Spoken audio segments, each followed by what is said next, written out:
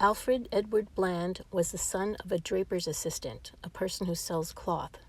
He was a very good student and eventually made it to Oxford and was awarded a classical scholarship. After graduation, he was appointed for work in the Public Records Office in 1904.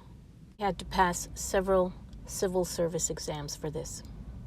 He married Violet Amy Ellis in 1905, and in the following years had 2 sons. He volunteered for the Workers' Educational Association, which helped working men who wanted to learn and had no means to go to college. He lectured and wrote 2 books for the classes.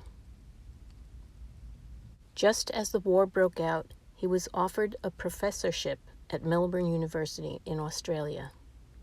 Instead, he enlisted and eventually became a captain by April 1915 in the 22nd Manchester's Regiment.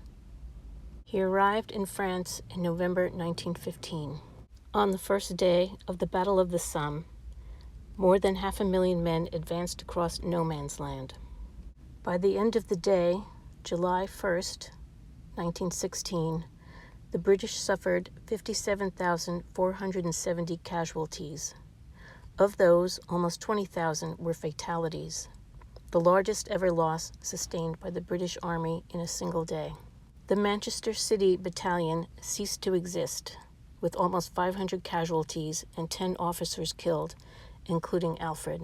He was killed by machine gun fire while leading an attack. If a man enlisted in the infantry at the beginning and stayed in until the end of the war, the probability of being killed or wounded in action was 64%. These men are just a few of the ones from the Manchester Regiment who died at the Somme. Violet survived her husband by 40 years and died in 1956. I couldn't find out if she ever remarried, but it's not likely. 20 years later, another war started. I don't know if her sons enlisted in that one.